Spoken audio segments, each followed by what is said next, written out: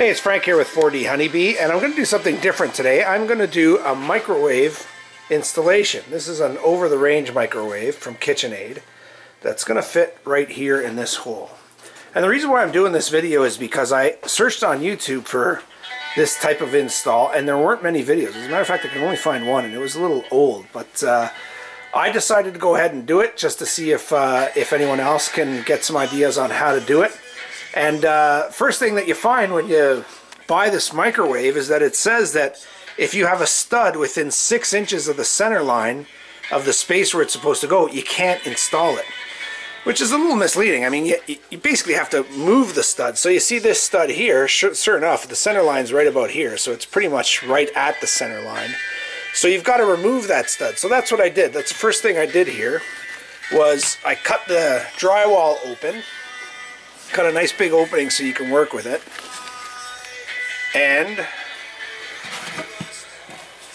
I removed this stud. Now the way the stud was removed was that I cut it up here 1.5 inches above the space here where the drywall is cut with an oscillating tool. So you just bring the oscillating tool in there, cut it 1.5 inches above, because you want to put in a header to transfer the weight from the stud that was here over to these shoulder studs that you put in, back down to this transfer, I guess, base plate type of thing that's going to transfer the weight back down to the stud. So this eliminates the stud from the place where you've got to now cut your opening in order to put your vent space through the wall. So I'm going to go through the wall for the vent space.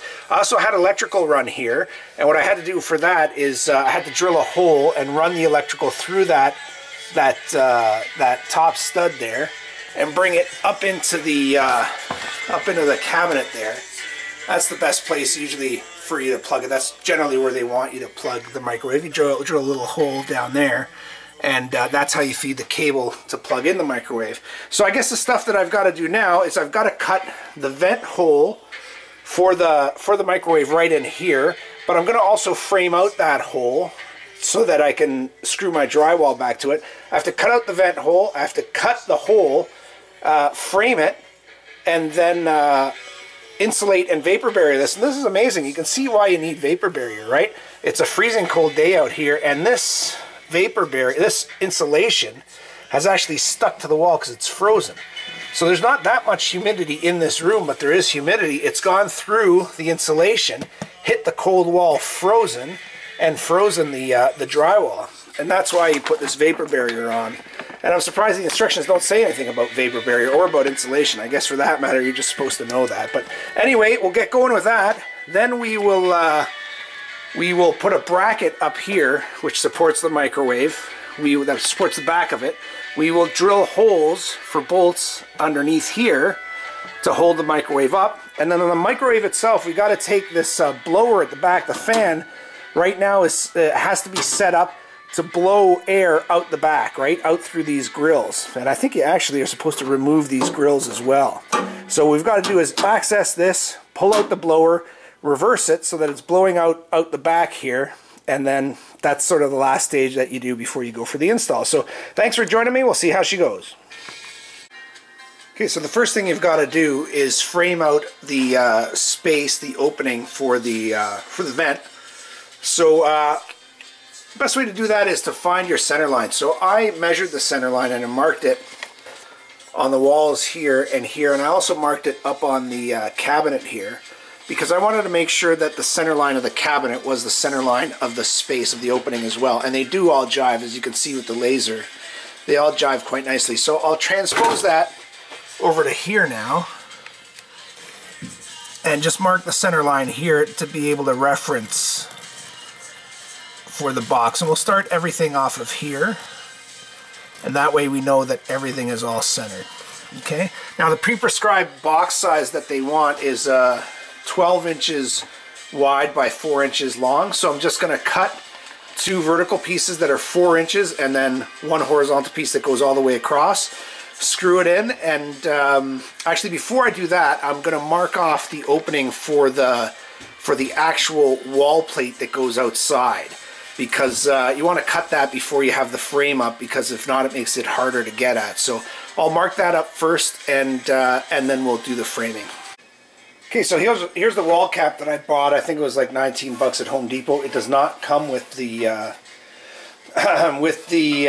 microwave, and it kind of makes sense because you could be going anywhere with this vent. You could be going up through the roof. You could be going up through the cupboards. You could be going through the sides, or you don't even have to vent this outside. You could just vent air inside, which kind of defeats the purpose, I thought. So anyway, I bought this piece. This goes on the outside wall, so outside of the house, and it, you know, attaches to the outside of the house like this. So you basically cut this dimension into that wall there. So this is 3 1/4 by 10, and it suggests that you cut an extra 1/4 all the way around. I'm going to cut a little more height-wise, and the reason why I'm going to cut a little more height-wise is that on the outside, this thing rests on shingles, which are, siding, which are not perfectly straight vertical up and down. So the shingles are at an angle. So if this sits on a shingle that's at an angle, then this box is going to need a bit of an angle to be able to come in. And so I don't want to make the clearances too tight. I don't think it's a big deal, because what I'm going to do before I install this is put a decent bead of silicone all the way around it. And that will be the final seal outside. Now, the one thing is that I don't know where this is going to end up once I cut the hole up there. I don't know where it's going to end up on the outside wall. It would be ideal if this ended up perfectly right on one entire piece of siding, but it rarely works out that way. If the siding ends, you know, halfway through where you've cut the hole, you'd have this sitting at an angle with a big space at the bottom, right? So in that case, you got to trim down the siding outside, and it becomes a bit more of a job. I won't be doing that until tomorrow, because it's evening here and it's pretty cold out. It's probably this is not too bad. It's been colder, but it's about, you know, 4 degrees below zero, which is probably around 26, 27 Fahrenheit. So I am going to draw out the opening here based on my center line, and I'll probably go ahead and cut that, put a piece of insulation in there, and then frame it out. Okay, so I've cut the 2 pilot holes, and I'm going to make this cut and most of these vertical cuts with the jigsaw. But I'm not going to make that cut from the inside because the top plate is sitting right there. I can't get an angle, or if I do try to cut it from here, I'm going to be at an angle, which will make the hole too big on the outside. So I'll cut these 3 lines here with a jigsaw. That should make it nice and straight and square, and then I'll cut that upper cut from the outside, probably with a skill saw. And that's one difficult thing about doing this job, is that you do need to have a lot of tools, and you have to have the right tools, but you also have to be able to use them properly. This cut outside is going to be, you know, on a ladder that's going to be at least 9 feet off the ground, and it's pretty cold out, so it's going to be a bit of a tricky cut. But anyway, we'll go nice and easy. Make this cuts first and see how it goes.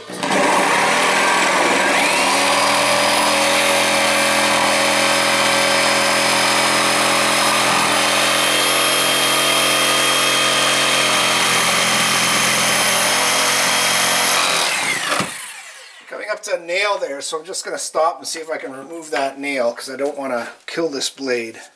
We probably will find other nails, but now that I've seen that one, I will get that out so that I don't kill this blade bone. I may be able to work around it too, so maybe I'll cut in from the other side, because I won't be able to pull it out from here, and it's a nail that's that's going to be on the inside of the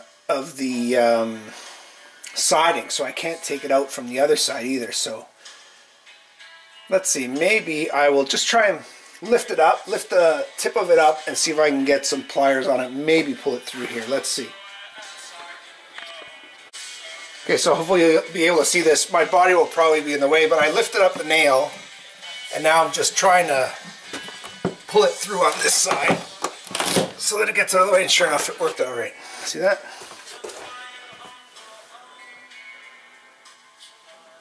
So now it's out of our way, and we can continue with the jigsaw. I probably will hit another nail, but at least I won't be hitting that one.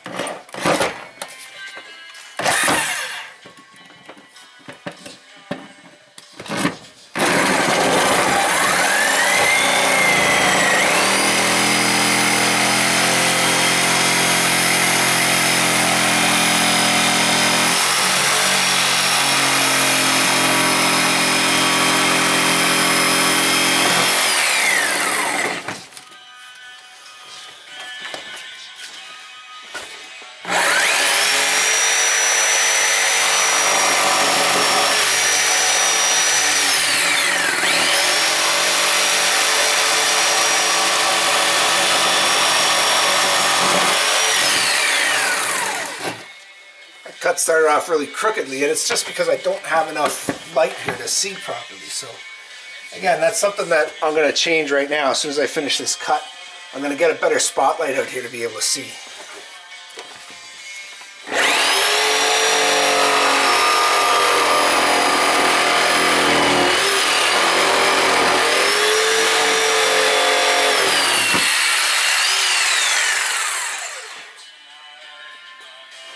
So that's going to work.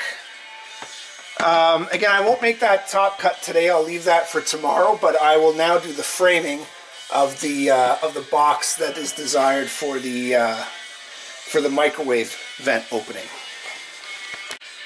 Okay, so you can see where I've marked off where my 4-inch pieces are going to go, there and there.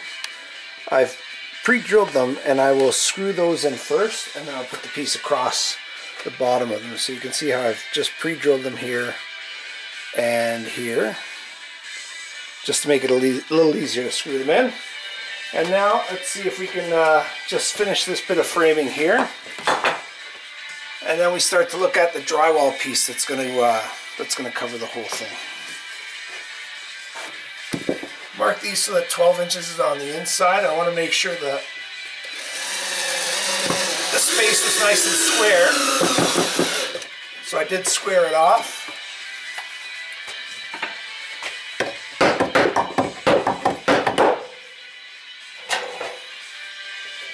This isn't sitting nicely at the back here. I'm not quite sure why. So, oh yeah, okay, I see. Well, it's just that the header is twisted up at that point. So that's not an issue because this is nice and flat and square.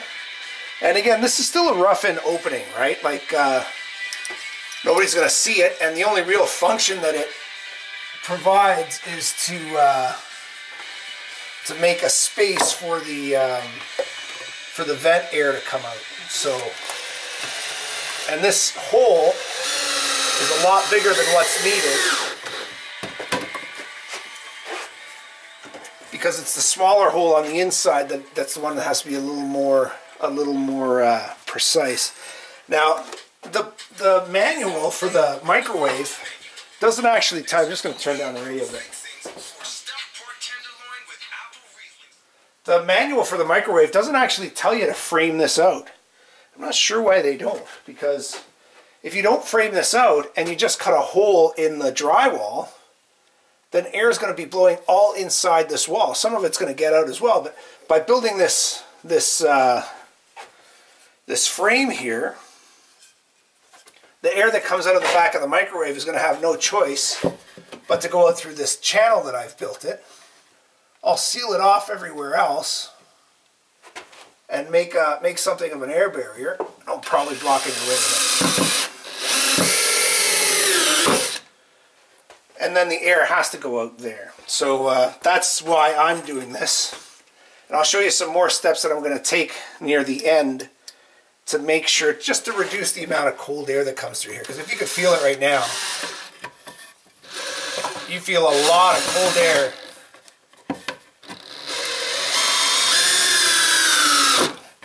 A lot of cold air coming in through this space.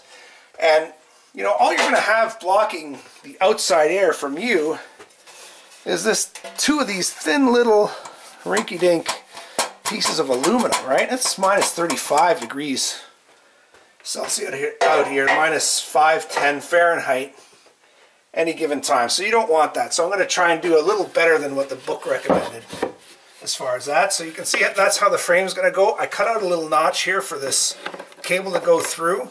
I'm not going to be putting any screws through here, so that's perfectly fine as it is. If you were putting screws, you might want to move it in a little deeper, but as it is, that's pretty good. Don't go anywhere.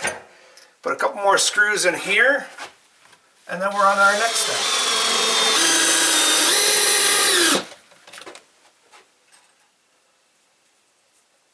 So now, what I'm going to do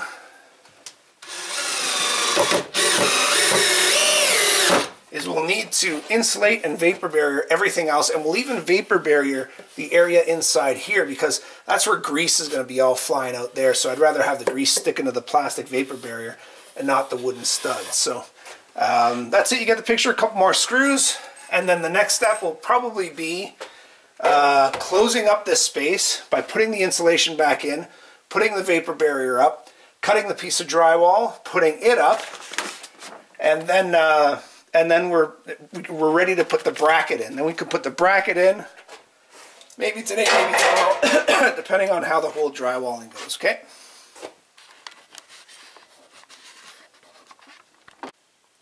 Okay, so we're just going to dry fit the piece of drywall that I cut, and I kind of left it pretty conservative as far as spaces. See, there's a pretty good size space here, and you can't see it on this side, but there's some pretty good space here. The most important thing about this piece of drywall is that I wanted to have a little bit of the opening here revealed, especially on the bottom side. I want the bottom edge revealed quite a bit because you hook the microwave on the bracket, which sits down about here, and then you basically swing the microwave up like this in a position. So you can imagine that where it's going to touch first off is in the bottom. So I want as much clearance there, and there's plenty. It's going to be fine.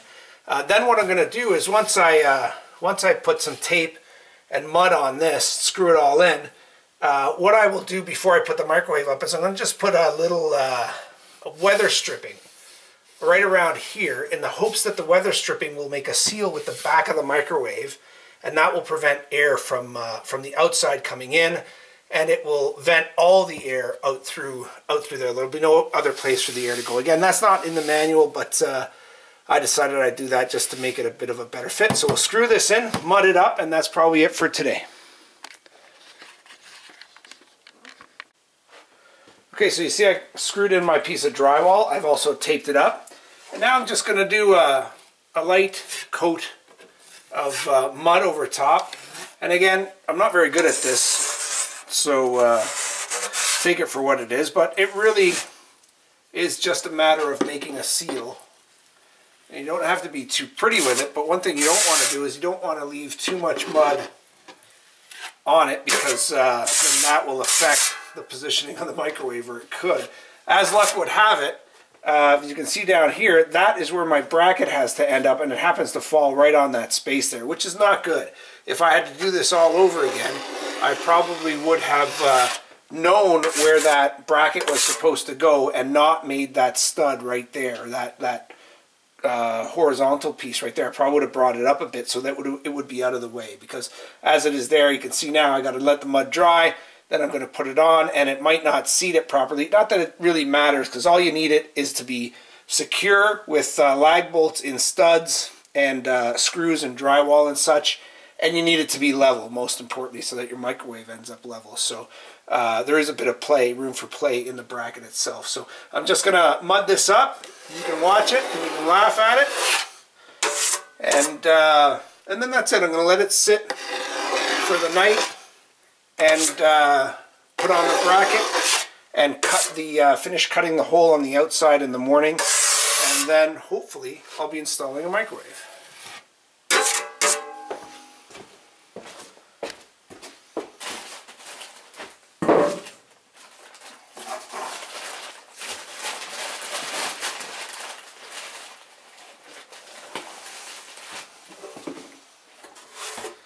When I mud and tape, I make a mess. There's no two ways about it. I have found that over the years I've gotten better at it just because I've gotten more patient.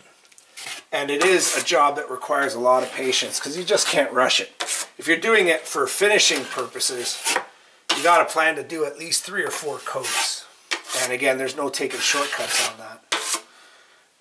For this job here, again, it's nothing fancy. You're just basically filling in an airspace or preventing an airspace and sealing up this drywall so that you can, none of this is going to ever be seen, right? It's going to be well behind the microwave.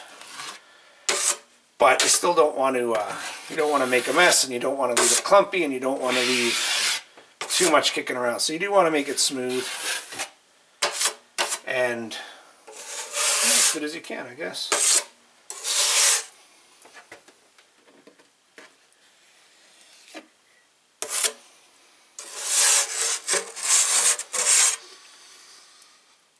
I'm far from a professional at doing this. I have done it for quite a while, or a number of times, but this is one of those gigs that the more you do it, the better you get. And the more you do it, the faster you get at it, too. But as you can see, I mean, I don't think I've been at it 5 minutes yet. I'm just a couple of little portions here from being done, or just one actually, so it's not that big a job.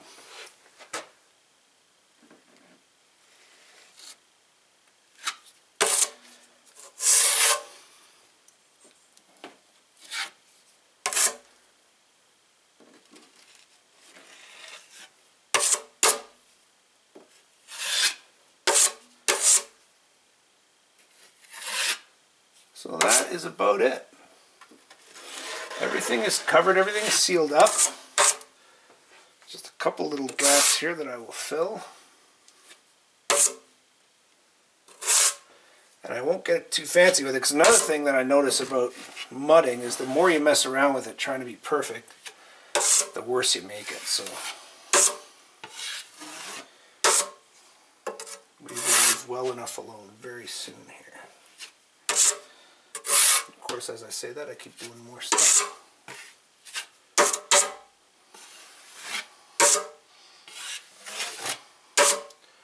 Alright, that's about it. I'm not going to touch it anymore. That's more than good enough for the purposes of this microwave install. And I'm happy with it. So that's it for today. Tomorrow, bracket. You can see where I've marked it off there. Bracket install here. Then hole and faceplate on the outside. And she's getting to be done. Thanks for joining me. Okay, so we're back at the microwave the day after, and I'm pretty happy with how the mudding and taping turned out. It's almost 100% dry, just a little bit of a wet spot there and there, but that's not a big deal. That'll dry off as we go working. So now I'm going to, first thing I'm going to do is to place the bracket up here. I'll probably remark it, remeasure it. And then I'll set the bracket up here. What they're looking for is they're looking for at least one lag bolt in a stud. Okay, that's sort of their minimum. And you can see I've marked where one stud is there. And I've got another stud over here that I can probably grab.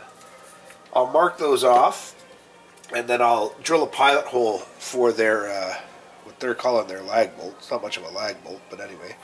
It's actually only going to get into the stud about an inch, but the microwave really doesn't weigh so much. It's the microwave plus what the food is inside it that you have to hold up. But I'll get one in the stud for sure here. I'll probably get one in a stud over here, and then just put a third screw. They have this bolt that's specially designed just to go through drywall into there, and that will be more than enough. If I feel like it, I'll probably put another one in somewhere, but they all have to be pre-marked and pre-drilled. So I'll get on to doing that now. I'll install the bracket. Then I'll put the template up and do my 2 holes up here for the bolts that hold the top of the microwave. And then I might just go ahead and try to install it. And actually the bracket there is upside down. It's supposed to be like this. Alright, so we'll get that done and then maybe install this thing. Okay, so I've gone ahead and pre-drilled my spots for the bracket. Now, as usually happens, a simple job never ends up being that simple. So I lined it up with the level line, marked my stud here, marked my second stud here, and marked the third place, which will just be one of these toggle bolts that goes into the drywall. And when I pre-drilled this one, no problem. When I went to pre-drill that one, of course it was sitting on a drywall screw. So Instead of removing the drywall screw, I left the screw in and I just made another hole in the bracket, which probably the manufacturer would never recommend, but in practicality it'll perform the same job as that hole. And again, remembering that the whole thing just asks for one lag bolt in the stud, so we should be more than safe here. I'll just start installing it now, and hopefully this bolt is the only one I'm a little worried about, because of course you can't put the little butterfly piece here. You can't put that through the bracket, right? So you've got to kind of cut a hole for it in the drywall, insert it, and then hope it lines up, and hope that you can thread your bolt into it without pushing it out, so pushing it through. So that's the first thing I'm going to do here, just to kind of hold up the bracket. Hopefully it will work okay. Let's see.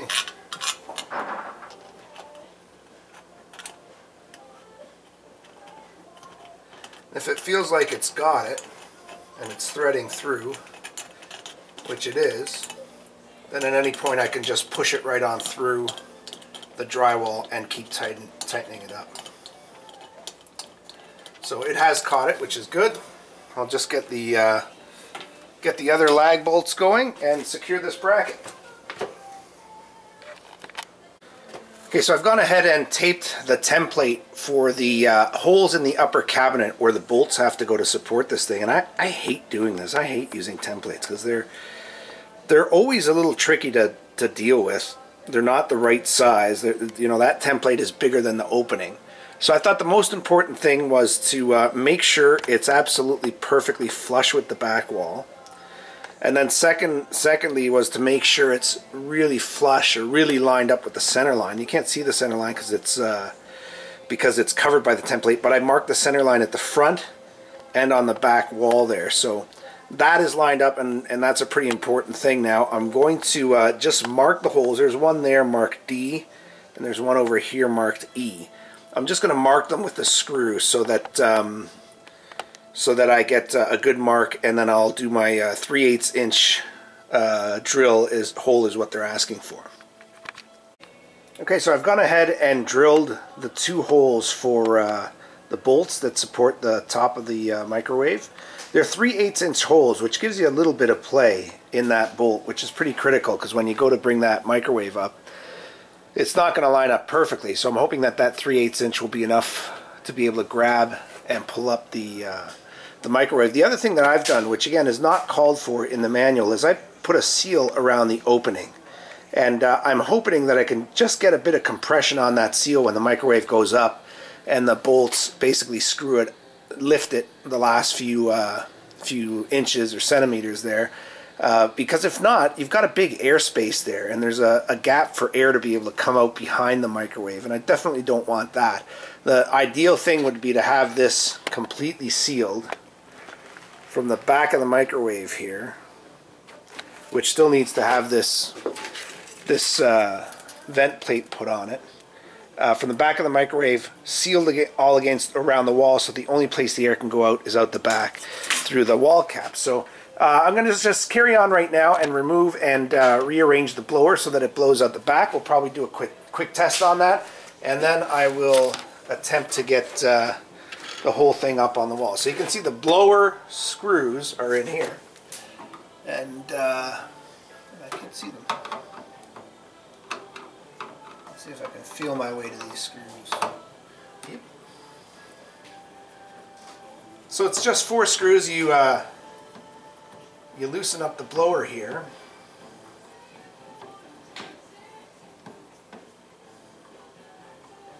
Helps to have a magnetic screwdriver, by the way. The snap-on screwdrivers are great for that kind of thing. A little expensive, but worth the money. You take off these 2 screws, and you also remove the plate above here. So the plate above has 2 more Phillips screws. And you take those out, and now the blower, I think it should be fairly self-evident how it's supposed to go, but again, I've never done this before, so I'm just going by the manual and hopefully a little bit of common sense.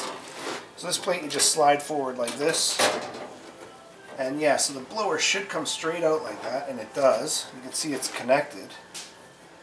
And you should just need to turn it around like so.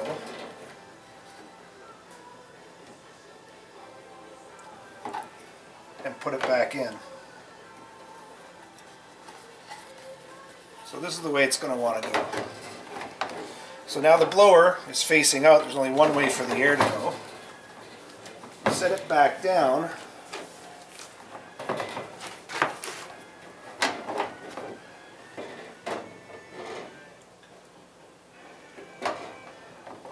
And then these screw holes here, as you can see them, are going to line up with the screw holes that you just pulled out. So, well, looks like what we should do is disconnect the electrical here.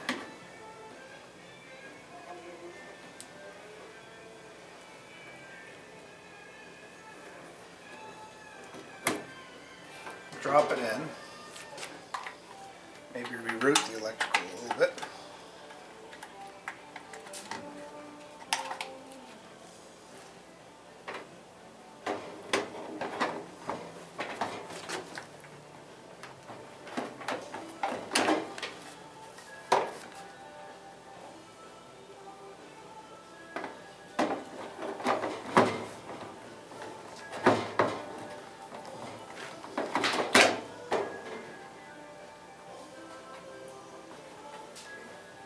Right now there's something preventing it from seating flush. It's got it. It's seated flush, but it can't be right. It's got to be like this. That's it. That makes sense. Okay. So there you go. That's seating flush now, and the air should blow out of there. Reconnect the electrical. Tuck it in. And put the bolts back on, put the cap back on, the protective plate on top.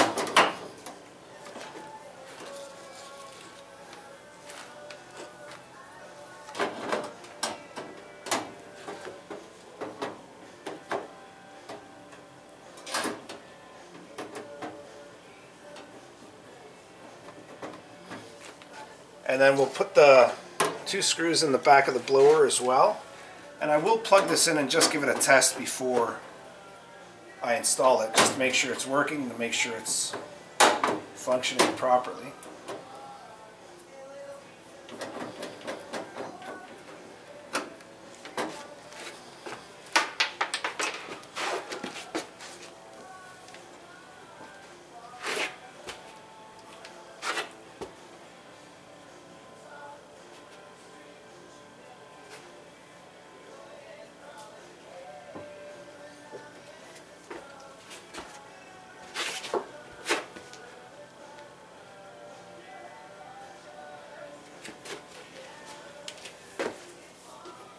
I've lost the screw, of course.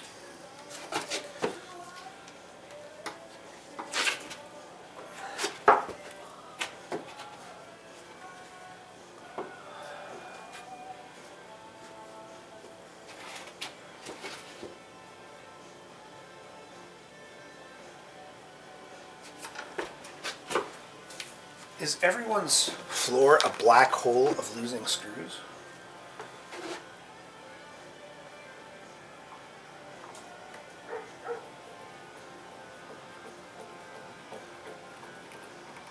Okay, so I've got one screw in, I'll find the other one, put it in, let my dog in, and then we'll test this blower. Okay, so you can see I've screwed in the blower, and I've cut out those 2 grills that were there. They would just restrict airflow coming out. And now the last thing I've got to do before I test this thing is just put on the vent plate on the back that restricts air from coming in when it's not asked for, I guess. I mean, it's flimsy and it's a piece of garbage. And what concerns me about this is just that you know, cold air will constantly be getting into this unit, but I guess there's no way around that. Hopefully it'll be contained within the microwave, but it's not like the microwave is going to have much in the way of insulation either. So I think there's always the downside to venting right? You're moving air out, but you're making your place more susceptible for air to get in as well. I think that's just the nature of venting, right? So I'll put these screws on, and then I do have it plugged in, so I'll just give it a little test run here and see how she goes, but I expect that it'll blow the snot out of this thing. It's a pretty powerful motor, and it's 4 speeds, so let's see how it goes. Yeah, watch out for that.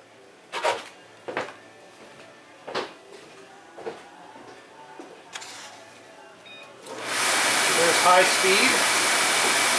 Let's see, it's working very well. Cycle through all 4 speeds.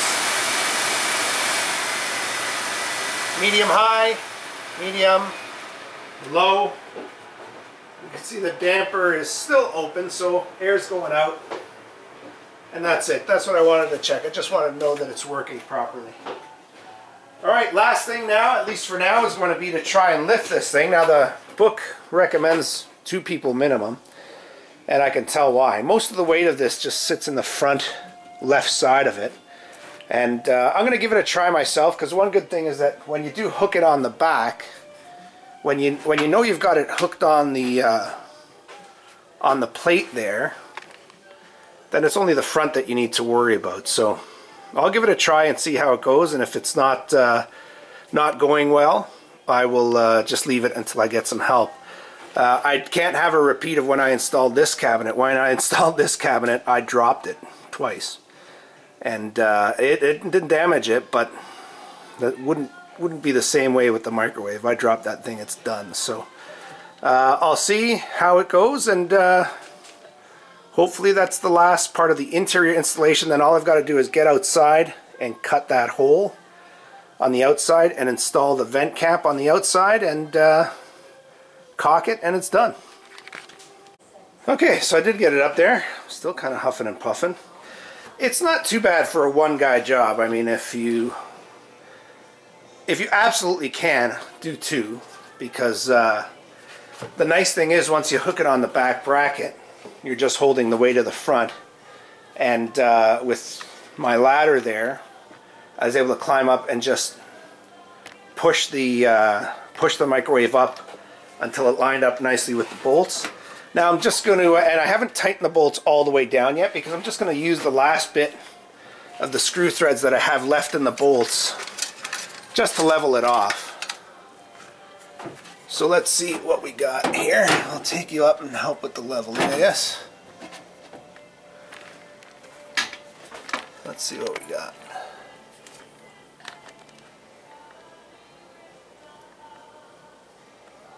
Okay, I can make a slight adjustment to that, but it's pretty darn good. I'll just adjust the last few screw threads to make it perfectly level.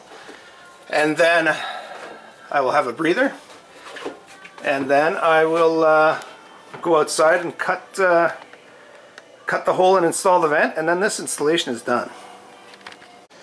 Okay, so I cut the hole outside and dry fit this. It fit really well. Only little complication was that I hit a nail with my jigsaw, so it cost me that wood blade, unfortunately.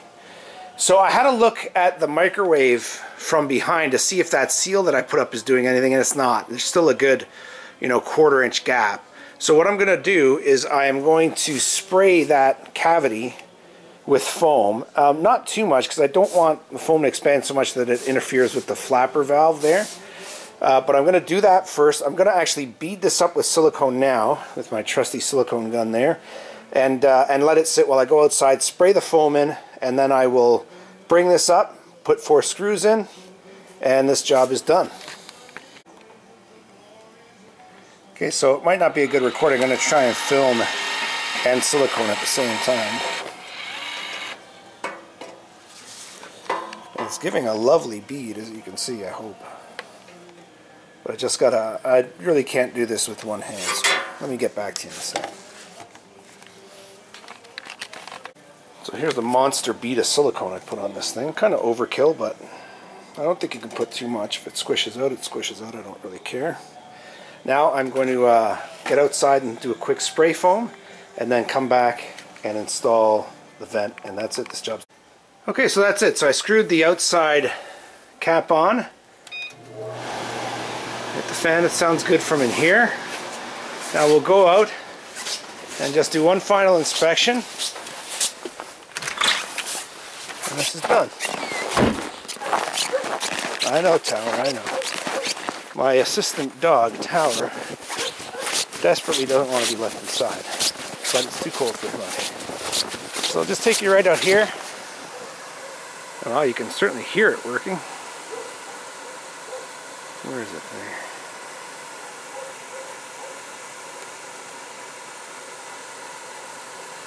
And we'll go up and just make sure the flapper valve is also working.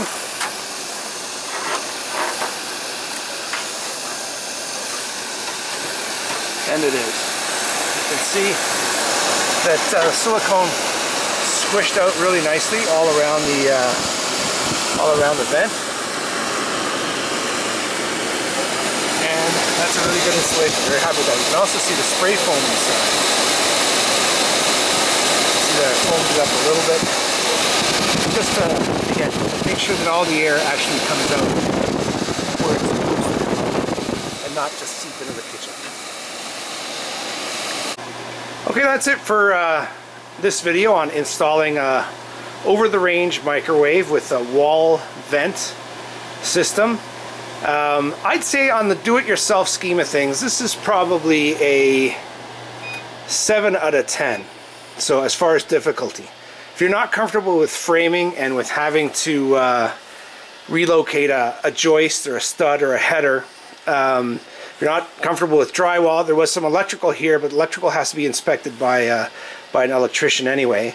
I'd say get somebody else to do it if you are comfortable with that. Hope this video helped you, and hope you can do it on your own. Thanks for joining me. It's Frank at 4D Honeybee.